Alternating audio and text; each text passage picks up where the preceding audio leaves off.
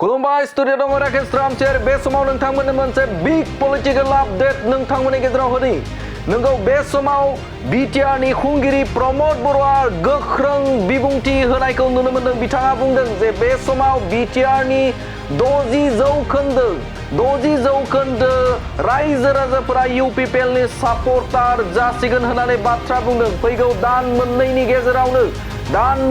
गेजेरावनो बिटिआरनि थामहिनबा गं 40टा बियाबनि रायजो राजाफोरा थामहिनबा इउपिपिएलनि सापर्टार जाजोबसिगोन होननानै बाथ्रा बुंदों बिथां बिटिआरनि खुंगिरि प्रमद बर'आ। दिनै 40टा समस्टिखौ बेरायनानै बेखौनो नुदों जे फैगौ मास मोनसे मोननैनि उनाव बे 40टा समस्टियावबो इउपिपिएलनि जि सापर्टार बियो 60%निख्रुइ बांसिन जानो थांगासिनो दङ। 60 जौखोन्दो बिटिआरनि 60 जौखोन्दो सुबुङानो बे समाव इउपिपिएलनि सापर्टार जाजोबसिगोन होननानै बाथ्रा बुंदों बिथां बिटिआरनि खुंगिरि प्रमद बर'आ। नंगौ बे समाव नोंथांमोननो मोनसे बिग पलिटिकल आपडेट।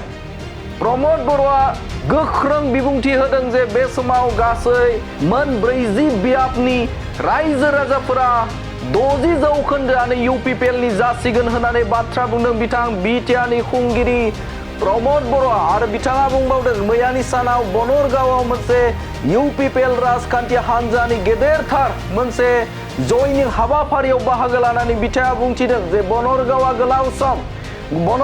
गोलाव सम बिपिएफनि आवथायाव दङमोन आरो बे मैयानि साननिफ्रायनो रोखा मोनसे पिक्चार नुजाथिबाय थामहिनबा रोखा सावगारि नुजाथिबाय जे फैबाय थानाय समाव बनरगाव बियाबाबो इउपिपिएलनि आखायाव फैसिगोन होननानै बाथ्रा बुंदों बिथां प्रमद बर'आ। बेयाव मोनसे क्लियार पिक्चार फैदों जे फैगौ बिसायख'थियाव जे बनरगाव समस्टिया इउपिपिएलआनो देरहासिगोन बिनि क्लियार मोनसे पिक्चार दिनै नुनो मोन्दों। मोनसे बिग पलिटिकल आपडेट नोंथांमोननि गेजेराव होदों जे फैबाय थानाय समाव दान मोननैनि गेजेरावनो बिटिआरनि 60 जौखोन्दो रायजो राजाफोरा इउपिपिएलनि सापर्टार जाजोबसिगोन होननानै बाथ्रा बुंदों। नाथाय बे समाव गुबुन गुबुन राजखान्थि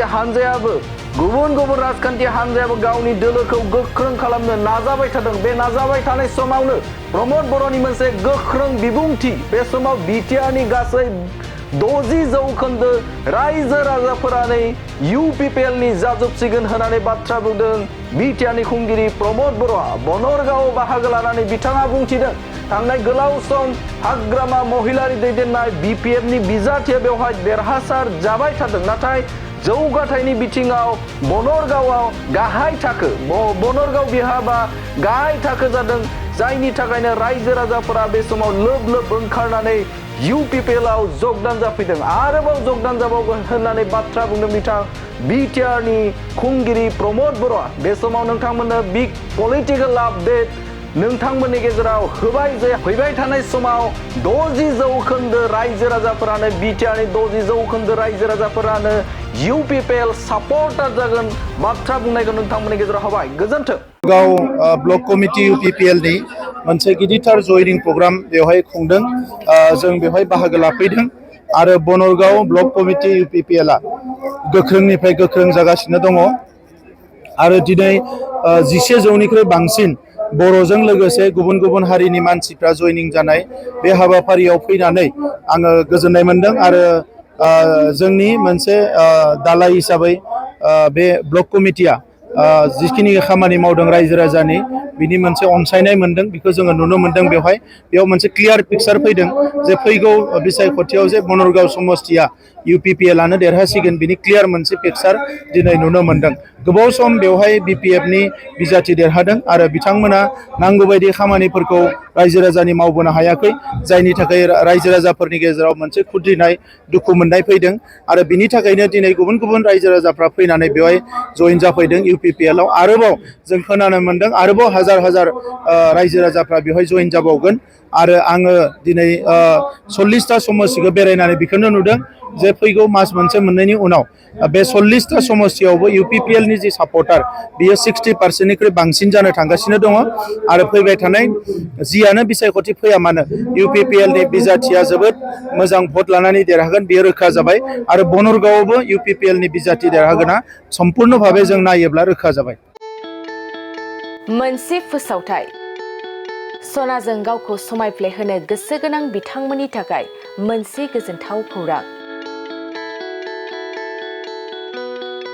दुर्गा फुजा आरो धनतेरासनि बाम्पार अफार होदों सिबि जुवेलार्सआ। नोंथाङा लुबैनाय बायदि सनाखौ सिबि जुवेलार्सआव फैनानै खम बेसेनावनो लांफैनो हागोन।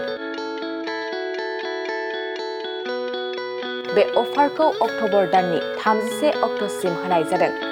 नोंथाङा बे सिबि जुवेलार्सआव गोबां रोखोमनि सना आरो डायमन्डफोर मोननो हागोन, जेरै diamond jewellery, Rajkot jewellery, Bombay कास्टिं जुवेलारि, कलकाता जुवेलारि, मेसनमेड जुवेलारि आरो ट्रेडिशनेल जुवेलारिखौ नोंथाङा बे सिबि जुवेलार्सआव मोननो हागोन। डायमन्ड जुवेलारिनि थाखाय 15% अफार होनाय जादों आरो सनानि गहेनाफोरनि थाखाय जर'खा डिसकाउन्ट बेसेन बानायनाय जादों। लोगोसे गोजाम सनाखौ सोलायनायनि थाखायबो स्पेशेल रेट बानायनाय जादों। गोबां बाथ्रा मिथिनो थाखाय नोंथाङा 9954273079 बे जानबुं नाम्बारनि गेजेरजों मिथिनानै लानो हागोन।